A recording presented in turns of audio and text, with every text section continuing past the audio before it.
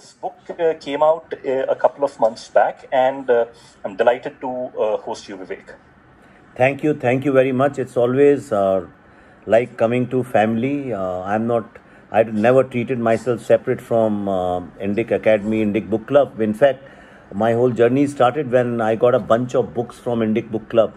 At that time, I didn't know people personally, and they just landed in my house, 2017 or something like that, 16 maybe, perhaps, yeah. So that's how I got introduced, and I said, aha, even people run book clubs right now. And then I got to meet wonderful people, thanks to Hari especially. In fact, see, a lot of people talk about success, and if I was a 35, 40-year-old young boy, I would have said, aha, yes, I got this success. But now I am at a stage in life where I have understood the real meaning of success.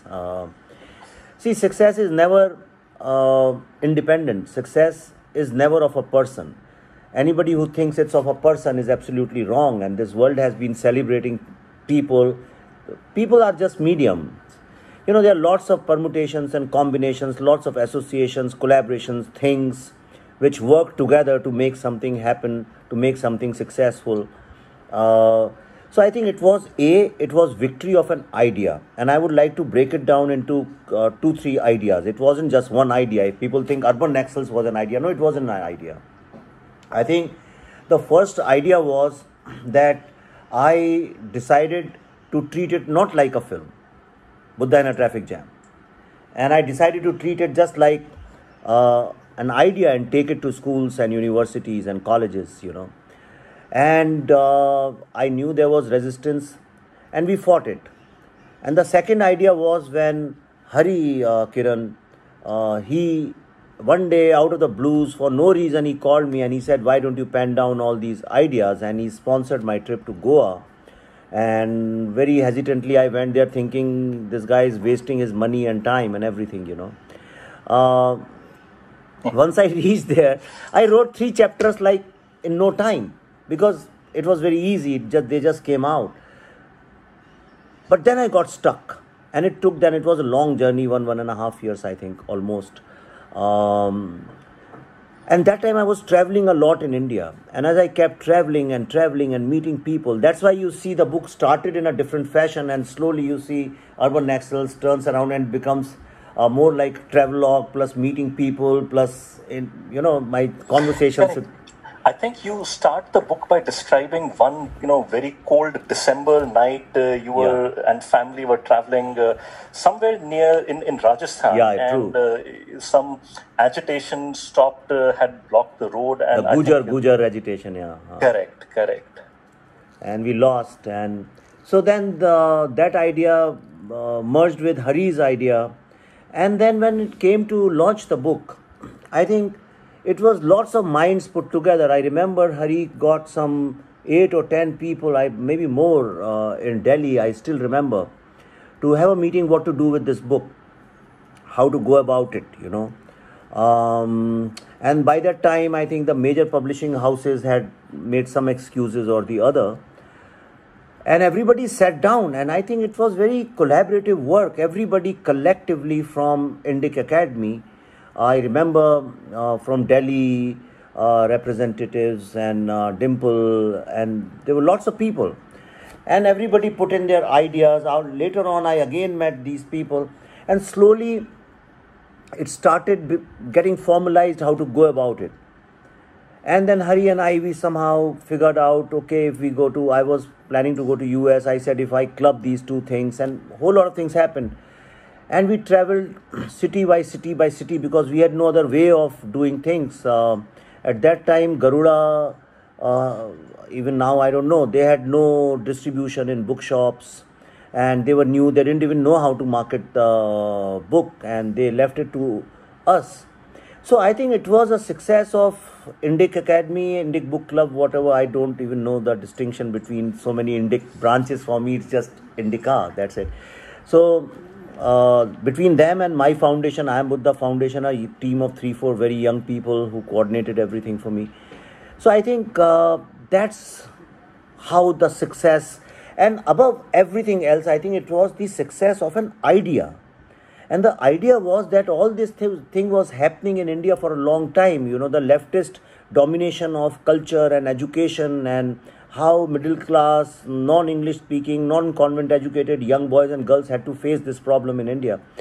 They connected somehow, and the youth of India, they suddenly pushed the book. And that's why if you see, even in Bangalore when we came, I know it was sort of a stampede, and it was full of young boys and girls. It was mostly young boys and girls. So they owned the book and they made it successful. So I would say it was a collective success, not just one. You can't pinpoint that this is where the success lies.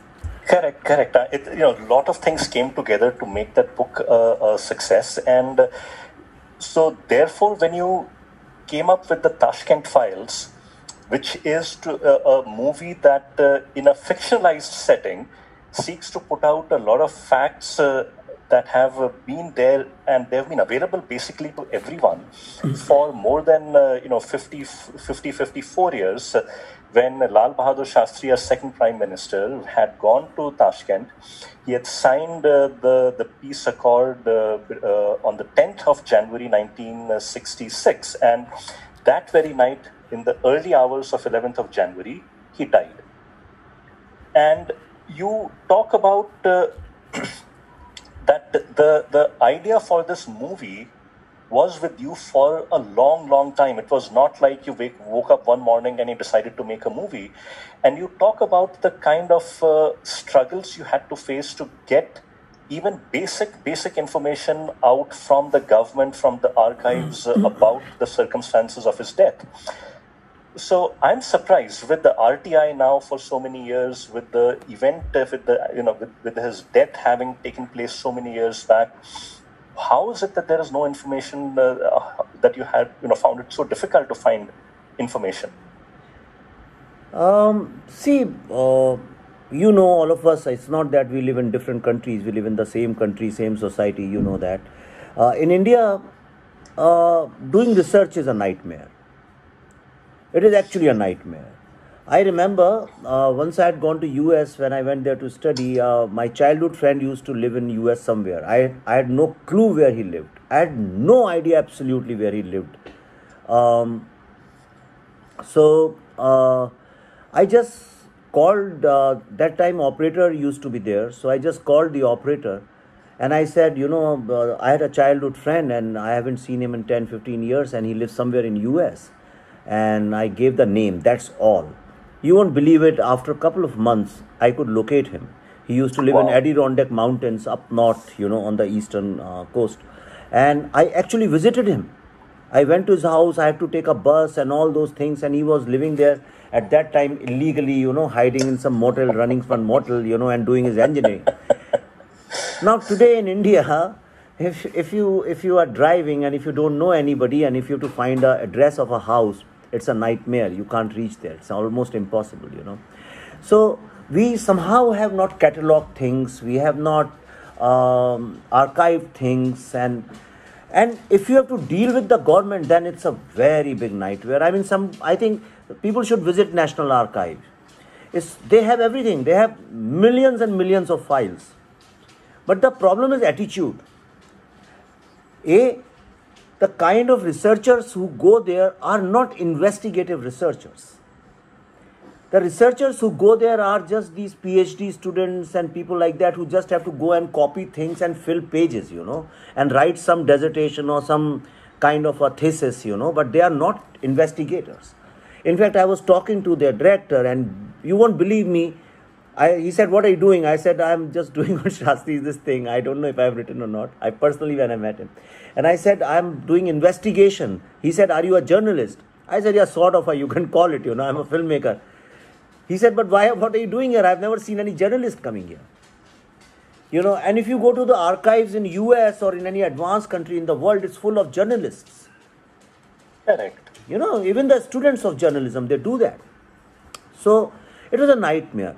RTI, let me tell you honestly, I have done it for Tashkent Files, and I'm doing it a lot for the Kashmir Files also.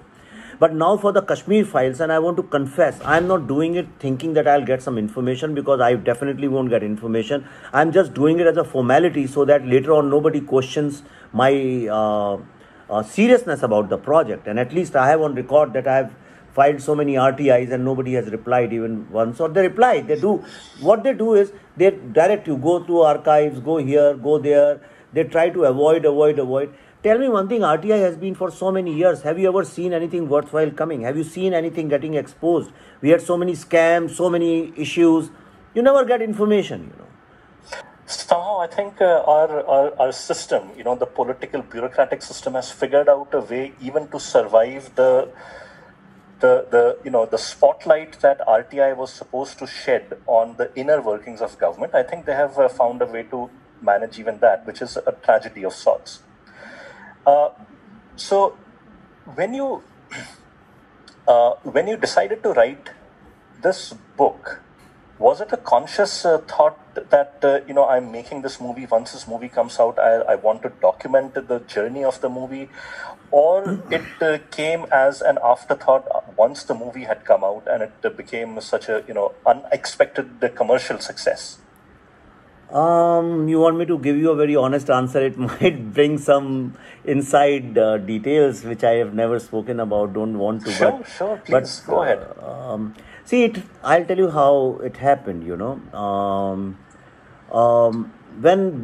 before we started making the film, I had umpteen of research, lots of research, and that is the time when with Garuda Sankrant had met me, and he actually few times he met me, and he said, "So what are you doing about it?" I said, "What will I do with this research? I'll perhaps put it in a book form, and I should do it so that people know."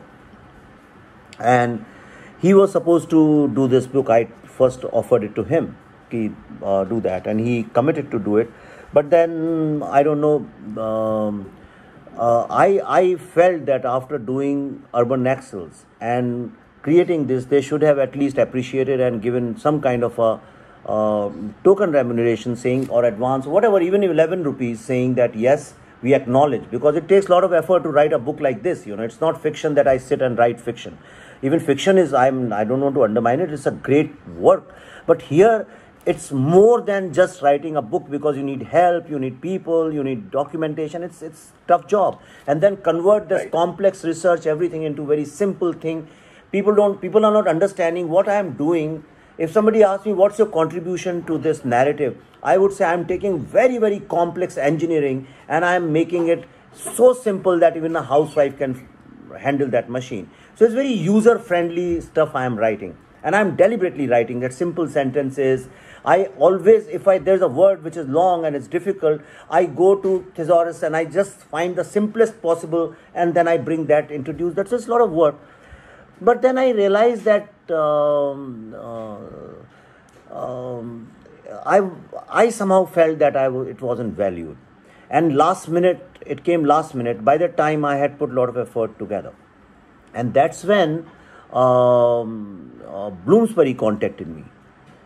I don't know how they got the information, what they knew, and they contacted me and they said, if you're doing something like this, we are here, we'll help you, and all those kind of things, So I called Sankrant and I told him this is happening. I definitely, if we have created this publishing house together, so I think we should do it. But then they didn't know how to go about it professionally. That's it. And that's how the Bloomsbury came into picture. And then I put the whole thing together. And they were flexible. I told them I'll finish the film and then I'll start writing. Even after that, I took a lot of time. So that's how Bloomsbury came into picture. And this was much before even Delhi riots, people knew that D for Delhi, Since we are on that topic, I have to, I was thinking of asking you this later, but since we have, we have broached this subject, I'll ask you.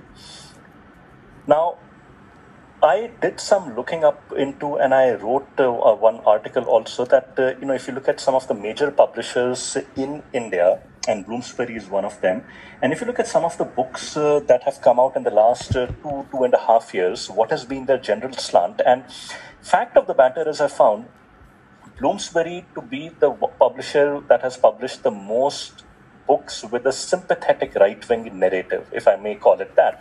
They have their other, left voices also, but they have given the most space to right-wing authors.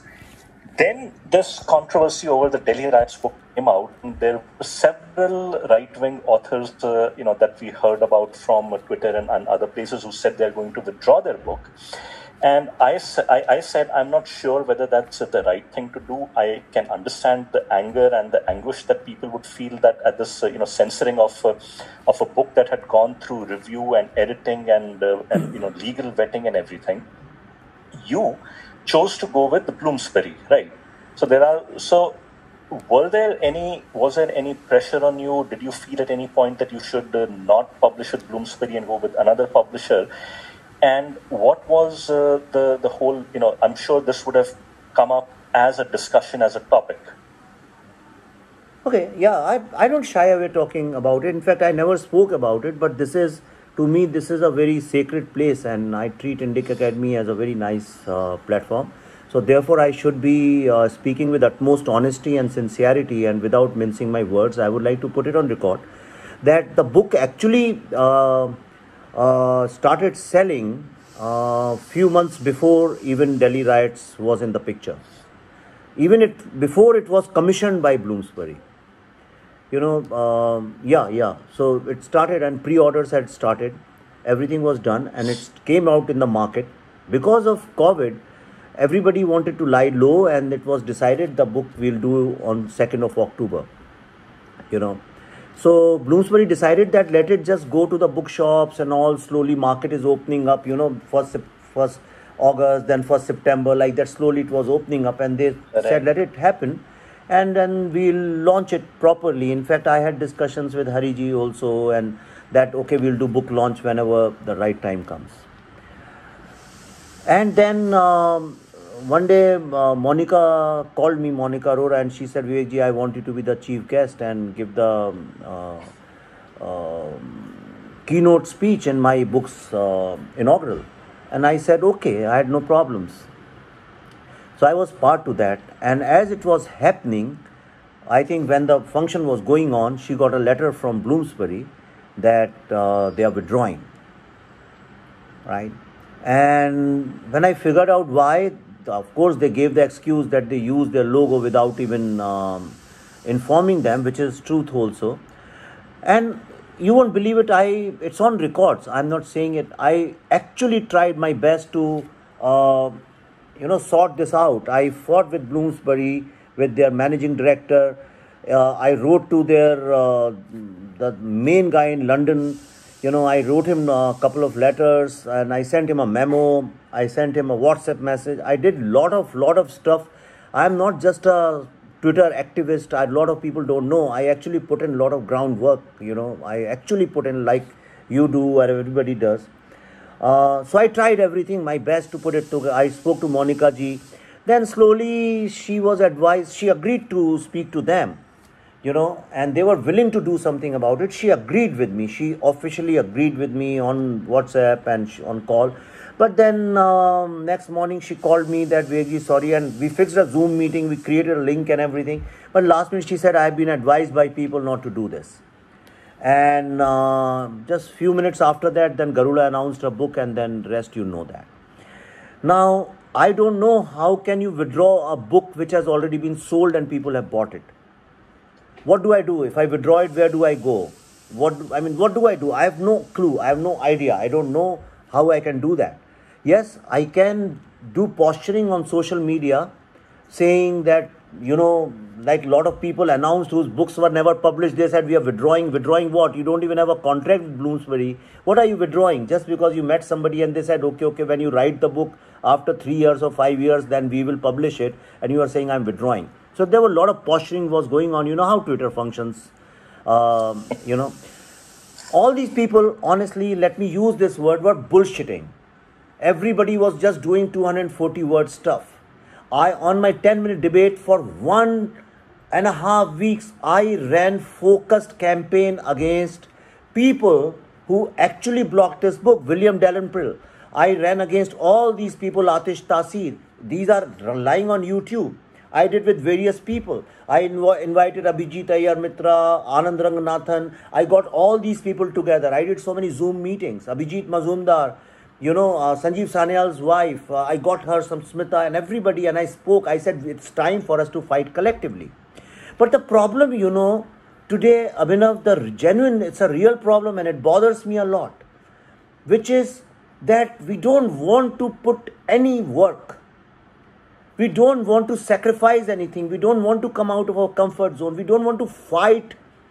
We don't want to piss off anybody. We just want to fight against one invisible enemy, a hypothetical enemy, and just blah, blah, blah. Yesterday, some boy wrote that I went to Oxford store and they are not selling Delhi riot books and I am boycotting Oxford stores. Somebody then wrote under his tweet, somebody told him he had taken a picture, and I mean, if you put these kind of things, then 100 people would have gone and thrown stones at Oxford stores for no reason. Somebody wrote to him, hey, Garuda Prakashan doesn't sell in bookshops. So forget Oxford, you won't even get the shop next to Garuda's office. Now, the problem is people don't know anything, they are misinformed. So as far as the book Delhi Riots, it came it came later on. It had nothing to do with my book. The people who have withdrawn their books are the books which were never published or which were going to be published. For example, Sanjeev Dikshit's book, I wrote the foreword for that book, and that book was supposed to come in December or whenever, so it was easy for him. Imagine if my book was not published, it was not in the hands of people, if people hadn't paid money to buy it. Right, a book is not just a book, a lot of work goes. It was 2-3 years of work, 1 year of work for editors. I know how I worked with editors because it was a technical book. A lot of referencing wasn't there. We found it. A whole lot of work has gone into that. Correct. So then these people who withdrew their book, they started running a campaign that Vivek Agnihotri should also withdraw his book, boycott his book, ban his book and all that. They started, so I know all these people who are running this campaign. I don't know why, how it will help them. In fact, what they don't realize is if they are going to attack me more, I am definitely smarter than them. I am going to use it to my advantage, which I have not done till date. And I'll convert the whole thing in my favor. But I don't want to get into this thing. So therefore, we have decided to just lie low, let it sell on its own. And we will do hangama whenever we have to do. Let the markets also open up. People have started their lives immediately after COVID. Let people get settled. We'll do it after Diwali. But the good news is this, that without any visibility, without doing anything, the hard copies and bookstores, they have got repeat orders from almost every single place. And through Amazon and through digital they are getting repeat orders. And Bloomsbury is very happy with the way book is selling at this stage. In fact, they were not expecting anything better than this. So it's definitely, and I'm sure after Diwali, once I start doing more stuff on this, people will get to know more about it. Interesting. A lot of, I think, information, insights that I think a lot of us did not know. And this is a topic that I think we probably need to have alluded to and talked about, that I think deserve I think a more detailed discussion. But coming back to this book, Who Killed Shastri? Yeah. I find it most unbelievable that a prime minister dies in a foreign country. His wife, she cries that her husband has been murdered. The wife of the prime minister is saying that conduct an autopsy, conduct an investigation. No autopsy is conducted, no investigation is conducted. And people still insist to this day, some people, that anyone who claims that this was anything but a natural death is a conspiracy theorist. How do you explain this? Where's the conspiracy? If you look at the center of the book, the main question is post-mortem. How is it believable that the Prime Minister of India, the second Prime Minister, dies in a foreign country immediately after the war and during Cold War, and he dies under suspicious circumstances, where KGB per se goes and arrests their own butlers and Indian butler and Indian cook. Indian ambassador, Mr. T.N. Kaul, has been he's being asked many questions, and despite that, we never went in for post-mortem. That, I think, was the biggest blunder we have ever made. Where is the conspiracy in that? Second thing is, for the Prime Minister's death, if the country demands an inquiry, we have not set up even one inquiry commission.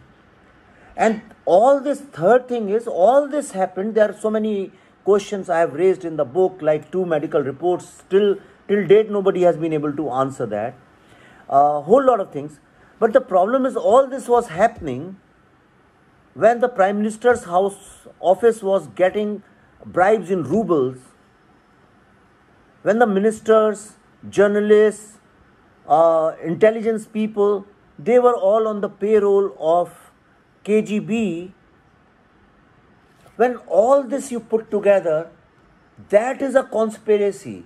Not that this is a conspiracy theory. That is a conspiracy which, now the question should be asked, who were the conspirators who were conspiring against India? That is the question the book raises, not that this is a conspiracy theory raising questions about Shastri's death. So this thing about, Indian politicians, journalists, media houses, bureaucrats being on the payroll, this is something that you write about in the latter part of your book, and I think you quote two Soviet defectors. One of them was Yuri Bezmenov, if I remember, and the other one was the Mitrokin archives. And these are literally tens of thousands of pages that were taken out of the KGB's archives themselves. They were then translated, transcribed, and published in books. And there are, I think, basically you say that, or maybe it's a chapter in the book that says entire India was for sale. Yeah. And when the Mitrokin archives were published, I think about more than 15 or 20 years back, I don't remember when, apart from a couple of headlines in a few newspapers, it did not arouse any other interest or outrage or investigations from anyone. It was allowed to die a quiet death. So the question now arises is that in 1970, I believe, there were several parliamentary discussions around Shastri's death, and Swaran Singh, a minister in the Mrs. Indira Gandhi cabinet, answered questions, including one question, and this is something I wanted to talk a little bit about. This is beyond belief to me. So, according to eyewitness accounts, Shastri came over at about, I think, shortly after midnight, and he had to walk a fair distance. He knocks on the door of, I think, Dr. Chugh, his personal doctor. He says he's feeling uneasy, and they go back to the room and they find they can't detect the pulse, and shortly after they give an intramuscular injection, and shortly after that he's declared dead. Now, I think Swaran Singh, the minister, when asked why didn't he ring the bell, why did he walk, he said that perhaps Shastri did not want to disturb anyone and thought he would walk in the state he was supposed to his doctor's room. And it was, I think, the opposition leader Raj Narayan who later went on to defeat Mrs. Indira Gandhi, by a huge margin and all that. He asked these questions. How is it that we don't hear about these things? I hadn't heard of this till I read about this in your book.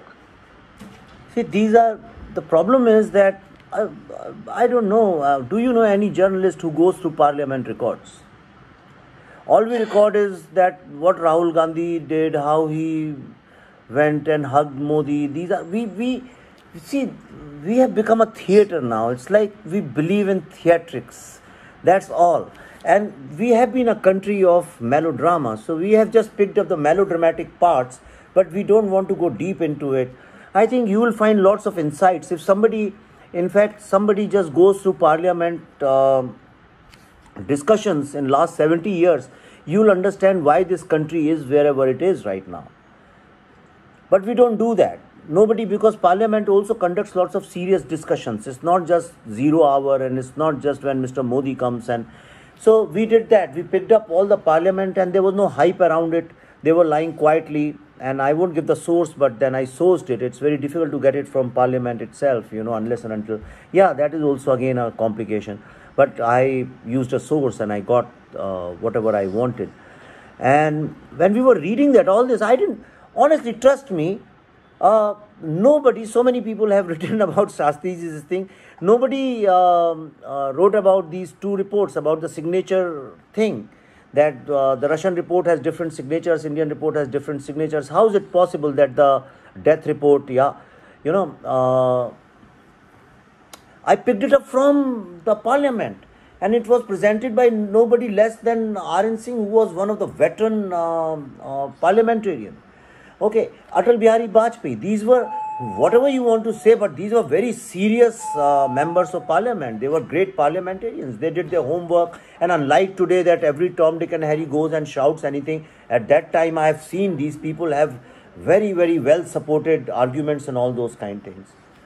And very sadly, besides this, what the government of India filed in the parliament, there is no death report of Shastri, the medical report. There is none. Yeah.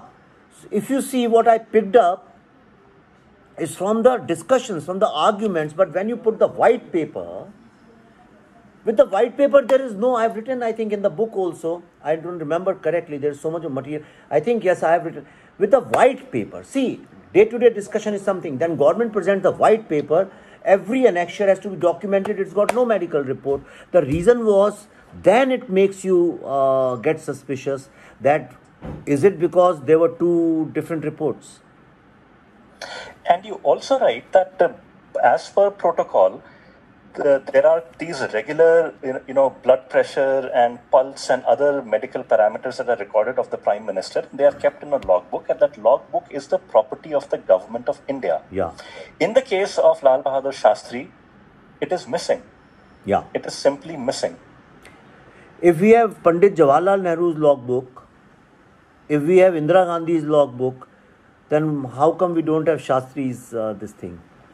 And people still want to insist, anyone saying that this death was anything natural is a conspiracy theorist. But be that as it may, I want to ask you, this is a fascinating thing, to the extent I want you to tell me as much as you can about this. But in 1977, after the Janata Party came to power, there was still not an inquiry, but there was a parliamentary committee to which some people were called to provide testimony. Among them were two people who were there in the house when Lal Bahadur Shastri died at Tashkent. One was Dr. Chugh, his personal physician. The other one was his cook. I think it was Ramnath, if I'm not mistaken. His personal assistant, Personal assistant, who was a cook who did not cook Shastri's last meal, by the way, which is another story all by in itself. The cook who cooked Shastri's last meal was the personal cook of the Indian ambassador to the Soviet Union, which is again very, very interesting, but we'll leave that for the moment. Yeah. So these two people were called to give testimony, and on the same day, you have Dr. Chugh who's coming in a car, and his car is rammed by a truck. And everyone except one child dies in that car accident. And mind you, 1977, Delhi was not such a crowded place that there were, lakhs and lakhs of vehicles on the roads. Then Ramnath, he visits the house of where, Srimati Lalita Shastri used to live. He meets her, and according to eyewitness accounts, he tells us something like, "Bahut dinon se boj tha, aaj sab bol denge."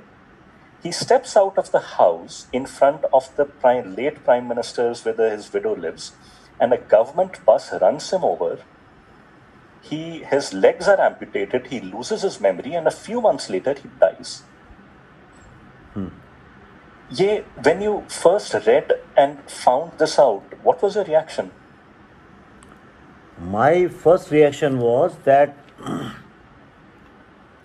what kind of a country we are, If this something like this had happened in US, Oliver Stone would have made 10 films out of this, and they would have written so many books and so many articles. Anil Shastri has been saying about this for a long time, but this is a coincidence, and the bigger coincidence is that there was indeed a parliamentary committee. There indeed a lot of people spoke to it.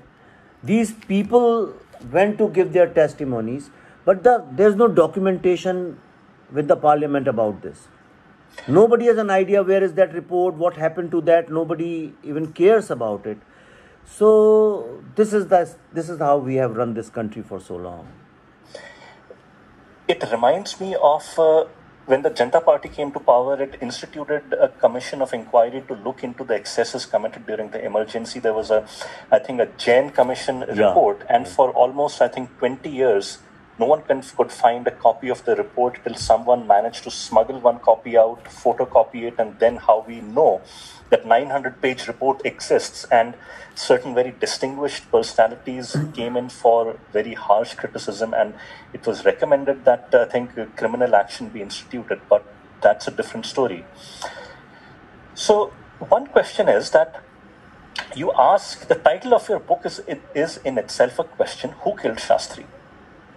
You make the movie and you write about the struggle with the climax, right? You cannot just treat a movie like a documentary that, it starts and it finishes. A movie has to have a climax. Yet, what I really liked was that you did not take the easy way out by saying, some unknown, so can you tell us a little bit about what went into your mind when you were thinking about the climax of the movie? Oh, it was, I've written it in detail. I've written in the book about that dilemma, The thing is, if I say, okay, this is who has done it, who killed Shastri, so and so killed Shastri, or whatever, then I think it's not right, because I am no judge. I am no lawyer, I am not any kind of an inquiry commission, and it's not correct on my part to say anything like this, because how can I do that? I am not Sherlock Holmes, So I have to conclude how I see what made it happen. So if you see in the movie, also in the book, I have extended the same thought. I think that most of the things we don't know in this country, and lots of justice is denied, is because we have no right to truth in this country. Even now, even today, despite everything, in this country, you don't have right to truth about anything. Why is that?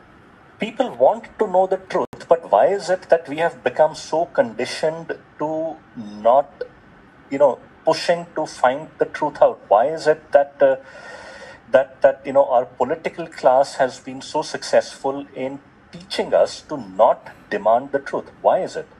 See, because I don't know. I don't want people coming after me and saying, "Hey, you said that." So I'm just saying it as one of the interpretations. There can be millions of them, but I think, with my limited understanding, that we are not taught to put emphasis on truth. There are there are two ways you can train a mind to seek something. One, what you learn from your family and everywhere. So in the society, in Hindu society especially, truth is a very personal thing. Truth is some ultimate truth. You do certain things, then you find that truth. There are many ways of finding that truth. So so it's very philosophical in a way. It's very metaphysical. So a lot of people think truth is this, and it's got nothing to do with the system, and it's got nothing to do with the government. So truth has been considered very personal. But then in a democracy, in a system, truth is also an organized thing. Truth is something, when you do A, B, C, D, step 1, step 2, step 3, 4, it will lead you to truth, which the Western societies are very concerned about. They are not concerned about philosophical or metaphysical truth. They are not into spiritual truth. They don't care about it. They care more about the systematic truth, that the system is lying to me, and that becomes like, for them, it's a matter of life and death. And they are trained in school. They are trained in their offices. They are trained wherever they go. They are trained that it is the responsibility of your government to deliver truth. I'm not saying there are lots of crooks there also. Their system is also corrupt. I'm not saying that all the times they deliver truth, but at least they know it is their fundamental right to demand truth. You tell me in which school or before my film, people had no idea that truth is your right. It's your democratic right. Because without truth, there cannot be any justice. Without truth, there cannot be any liberty. Without truth, there cannot be any freedom. Without truth, there cannot be anything. If I don't know the truth. So, given that our education system is the way it is, and I don't see any hope that it will, ever change or reform, what is your message to people, to youngsters who want to, to try and make a difference, right? So, where does their journey begin? How should they go about it? Okay, in a very utopian world, I would appeal to all school students and PTAs and Parent Teachers Association to go on an indefinite strike and put the pressure on the government unless you start teaching us the true history and the true things and teach us about us, not about them, not about others. Teach us about us. I want to know where I have come from. My first concern should be, who am I? And see, this life is what? What is success? Success is your self-esteem. If you have 10 rupees in your pocket and you have great self-esteem, you will walk like a successful person. You can have billions and billions of dollars in your pocket, and if you have very low self-esteem, you will walk like an unsuccessful person. So success is in your mind. A country becomes successful when you have collective success. When most of the people in the country feel they live in a successful place, if nothing else, this system gives me opportunity to be successful. But in India, you will find majority of the people feel there is no opportunity to be successful because nobody recognizes my talent. Why is it so? Why we are creating people of low self-esteem? The reason we are creating people of low self-esteem is because they do not understand where they belong. The day they understand the wisdom, the knowledge, and the greatness of our own thinking, which is so unique to us. For example, yesterday I made a video. Okay, there is a concept which has no parallel in the world in any language. Okay, which is shunyata. Okay, people will call it in English, they will say nothingness. Okay, but nothingness or emptiness. Emptiness assumes that there is a bottle or there is a box. There ought to be things inside that, and there are no things inside that. Nothingness also assumes that there is something ought to be there and there is nothing. Nothingness means you take out whatever is inside or things like that, But Shunyata is not that. So the West has always believed in things. Without thing, there is no Western thinking. And we have believed in Shunyata, which has got nothing to do with the thing, like sky. You go and look for the sky. Where is the sky? There is no sky.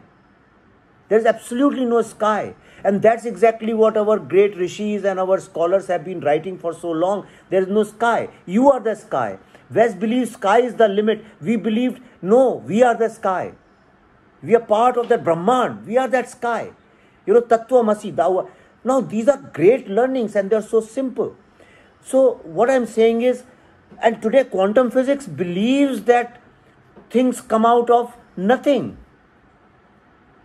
So sorry, I just got in a tangent, but what I'm trying to say is the plurality, the inclusiveness, the liberalism, the adjustment, the tolerance, sacrifice, these great concepts of India, nobody knows about it. Once they start knowing about it, the children, the great people we have had, the great literature we have had, how we created music, the science of music, the science of theatres, all these modern things, then they will feel proud of this country, then they would have great self-esteem, and then we will become a successful country. I wait for that day when our schools will actually start talking about the Mahavakyas from our tradition and our culture. But I want to move to the third part of what I intended to, which is that I think you alluded somewhere to the Kashmir files. Now, obviously, I can assume where this is going. Tell us a little bit about it. Firstly, what is the Kashmir Files project? Because when you talk of Kashmir, you can talk of the situation in Kashmir in 1948 as it emerged. You can talk about the situation in Kashmir in January 1990, where lakhs of Kashmiri Hindu Pandits were thrown out, killed, massacred out of their homes of thousands of years. Or you can talk about the Kashmir of August 2019, when for the first time since independence, it was actually integrated into the Indian Union. What is your project about? Okay, so in fact, this whole journey started somewhere. I realized that after 1947, the entire country got partitioned, and slowly we started living our lives, and the partition was over, logistically also, and also in people's minds, except for people who had to suffer during partition. Today's generation has no even clue about what partition was. It's a far, it's just long back it happened, and they don't even care about it unless and until they are taught in schools. Your children, my children have no imagery of partition in their mind. But in Kashmir, partition never ended. Till date, even till date, it never ended. The suffering, the pain, the separation, the call for partition, a new country, it kept happening. It got repeated every week, every day, every hour, if not on the ground, at least in their minds. Second thing was that without Kashmir, Bharatvarsh is nothing. Absolutely nothing. It's like, look at America without its greatest universities. Nothing, So the best of the inventions, the best of the discoveries, the best of the writing, the musicology, grammar, Ayurveda, yoga, Panchtantra, philosophy, you name it, everything you will find was written in Kashmir. And no wonder, people after doing, that's why Shankaracharya walked from the south and went there, Rishi Kashyap walked from south and went there, because for whatever reason, I think it was the apex body of research and apex body of knowledge and wisdom. And that's why Sharda is, they worship Sharda and Shiva. Shiva, the philosophical Shiva, the yogi Shiva, not the ritualistic part of Shiva, more academic part of Shiva they worship, and Sharda, which is Saraswati. So these are the two, one God and goddess they believe in, and the entire philosophy around it. So which means the best of the minds from India went there. And when I started researching, I realized that Kashmir indeed was the first Silicon Valley of the first millennia. It was the knowledge center of the world. That's why people came to invade and loot it. Nobody goes and invades and loots an empty village or a poor village. That's why they came. So they came primarily to loot the knowledge. And then when these people came, then they started converting them. They made 10 commandments they made for Kashmiri Hindus. It was 100% Hindu population. And they said you can't put tilak, you can't ride a horse, you can't use a talwar, and you can't keep arms, and you can't lock your doors. There were 10 commandments. So they disarmed them. Right? And then the exodus began. Yeah, in my book, in my film, you will see a lot of things, which the people don't know in this country at all. Even Kashmiris don't know what you'll see in my film. Kashmiri Pandits don't know so many things. So there were 7 exodus. But 7, yeah, so far. And the 7th, every time they went back, but the 7th time they couldn't. In fact, the earlier exodus, they were trampled, and then these Sufi people, Sufis are not what our Prime Minister popularizes, saying Sufi.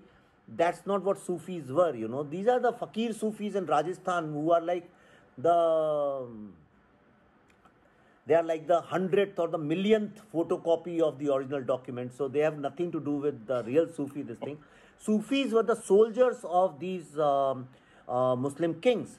And they were the soldiers, and they would trample Hindus, under their feet, and they would eat their flesh. They will cut them and they'll eat their flesh. Are you serious? You go to Jammu and Kashmir library in Srinagar, pick out pick up the book which is written by Araki's son, his father's biography, I'm quoting exactly from there. Unbelievable. So now all these things we don't know. So there were 7 exodus, but Abhinav, what hit me, because at the end of the day, I am not a documentary maker. I have to tell a story. Okay, to tell a story, you have to, what I feel emotionally, I have to tell. Like in this film, Shastri's film, Right to Truth became my mantra. Similarly, here I'll tell you what became the mantra to write this film was. I believe they had the 8th exodus also. And the 8th exodus wasn't done only by Islamic terrorists, the so-called. It was collectively done that we deleted them from our minds. How we delete it? Yes, we raise, Kashmiri Pandit, when it comes to social media, everybody shows a lot of concern. Okay, but nothing has happened actually. Nothing has happened. Everything has been just whitewashing. Nothing has actually happened. Because we think Kashmir is somebody else's problem. We have isolated Kashmir in our mind. If somebody can scan people's mind in India, I can guarantee you that Northeast and Kashmir will have a big khai between them. They won't be as integrated as Delhi or West Bengal or Bihar or Maharashtra or Karnataka or Tamil Nadu. I can guarantee if somebody does a scientific scanning, every Indian feels that Northeast and Kashmir are 2 different countries. It has happened because a lot of people are party to this. Politicians, number 1. All the politicians. Number 2, media. Media has always misreported. They have hidden for their agenda. And especially the thought leaders and intellectuals and all these people who talk about secularism and blah, blah, blah, blah. What kind of secularism are they talking about? I'll just give you one incident. Okay, in 1988, and this incident will tell you exactly how Kashmir was governed. In 1988, in Kashmir, in their new complex of High Court, they built Gandhiji's statue, Mahatma Gandhi's statue. Okay. And India's Chief Justice of India, R.S. Pathak, was supposed to inaugurate it after 2 days. Okay. Then the Bar Association lawyers, they started protesting. They said, we cannot have Gandhi in our complex. Why? That's what I'm trying to tell you. And the Chief Minister of Jammu and Kashmir, Shri Farooq Abdullah, cancelled that program. And Mr. Pathak, the Chief Justice of India, had to cancel his visit to Kashmir, and Gandhi's statue was never installed. Amazing. I had not only that, it's idea. not over as yet. Immediately after that, the guy who was leading that protest, Mr. Farooq Abdullah, gave him a ticket from Srinagar constituency for Member of Parliament. Now, जो लोग secularism की दुहाई देते हैं, and what can be a better icon of secularism in this country than Mahatma Gandhi? Now, they wanted to send the same person who does not let Mahatma Gandhi's statue be installed to represent Kashmir in Parliament of India. And I don't know what to tell you after this. So, first, okay. So, when can we expect this movie? We were supposed to shoot in March. In fact, I was leaving on the 16th of March, but then 18th March, in fact, they announced that from 18th March there will be lockdown, so we had to postpone it. Then we tried to shoot in August, then September, then October. But now finally we are shooting in December. And December we are shooting the film. So hopefully next year, mid-next year, you will get to see the film, yeah. And the inevitable question, Vivek, when can we expect the book on the movie? This book I want to write. And I seriously want to write, and it's going to take me some time and a lot of courage to write this. Because this book is not going to be about, and I know what I'm going to write. See, for almost a year and a half, we traveled all over India. What I decided was that we have no documentation of the victims of, tomorrow if you say genocide, you will say what genocide, what happened, except for 3-4 very popular incidents on internet, with various interpretations. You won't find anything concrete, and most of them are written by the involved parties. So I said, by now in any country, if there is a genocide or semi-genocide or exodus, then it's a government's duty, any democratic government's duty, to form a tribunal and call all the victims on camera, uninterrupted. They have to record their testimonials, like war crimes are recorded. Right. All right? Right. Any civilized country would do that. So this is one of the reasons we are not a civilized country, is that we don't do these kind of things, So I said, let us do it with whatever resources we have. So I traveled everywhere, Jammu, Kashmir. I spoke to even Muslim victims, Jammu, Pune, Bangalore, Mumbai, Delhi, wherever they are. Then USA, Canada, UK, Germany, South Africa, all these places. We were about to go this May to New Zealand and Australia. We couldn't, but we'll go immediately after finishing the film in February or sometime. So far we have recorded long, means they're 6 hour long, 7 hour long interviews, non-stop, of more than 575 first generation victims. First generation victims means the criteria was that somebody in your family was murdered, raped, cut into pieces, stuff like that, or children were killed. That is first generation. Not that I heard my aunts and this and happened. Not that.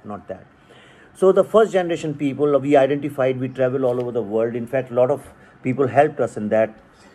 So when we were doing this, especially in US and UK and all these places, you won't believe it, for 45 days, Pallavi, me, my son and my crew, my cameraman, sound people, we traveled there. Our eyes were swollen because the entire day we used to do 2 interviews a day. Sometimes we would meet 6-7 people in the evening and then they would chat, and we recorded that also, the group roundtable discussions or over the dinner discussions and all. I just kept crying. 45 days, non-stop. I mean, in the morning, I normally go for a walk. My eye used to be swollen and I had to put ice, sometimes milk or some things like that, Pallavi and I, and we non-stop cried. We were not crying because it was about killings. We were not crying because somebody's mother was cut into pieces or father was cut into pieces. I'm a filmmaker, storyteller, so I think I'm more emotionally evolved, so these things I can control. I was crying because it was self-pity. I was saying, I am such an aware person, and how come I didn't know about this? Whatever I knew was nothing. I said, how come I didn't know about this? And that feeling is such a pathetic feeling, Abhinav, I can't tell you, is the worst feeling in the world. It's the worst feeling. Knowing how somebody was killed, you can live with that, this happened. But this is something you can't resolve because you take a lot of pride in your knowledge, knowing, yes, I am up to date with the socio-politics of this country. I know what happened. Kashmir, I know what happened. This is the politics. This is how Exodus happened. There was Islamic terrorism. And worse, what worse? They must have killed some people in 50 pieces. They cut a woman into 2 halves. They cut this. No. To know that it was happening right in front of you and you had no idea about it. This is so tragic because I am old enough to remember when the Exodus happened, and I remember reading in the newspapers, and it died out in a matter of a few months. This is January 1990. So if people don't remember, this is when the VP Singh government was in power, and people found it convenient to pin the blame on that government, forgetting that what had led to the situation. And then there was a period of political turmoil. Then the VP Singh government fell, the Chandrasekhar government came into power, and all of those things. But still, of all the accounts that I have browsed or read so far, unfortunately, many of them take a very, very slanted view on things that happened. So I personally am looking forward to both the movie and then when you get down to writing the book also. So Vivek, I'll thank you once again. This has been a terrific, wonderful interview. You have talked about not just this book, Who Killed Shastri, but also on several things that I think were an unexpected surprise and delight. So, on behalf of Indic Book Club, Indic Academy, I'd like to thank you once more. And people, the book is Who Killed Shastri, from the maker of the major motion picture, The Tashkent Files, by Vivek Agnihotri. It's been published by Bloomsbury. If you can make out this book, this is the book. Yeah, now so I can. Please go and buy it, read it, review it, talk about it, discuss it, share it with people.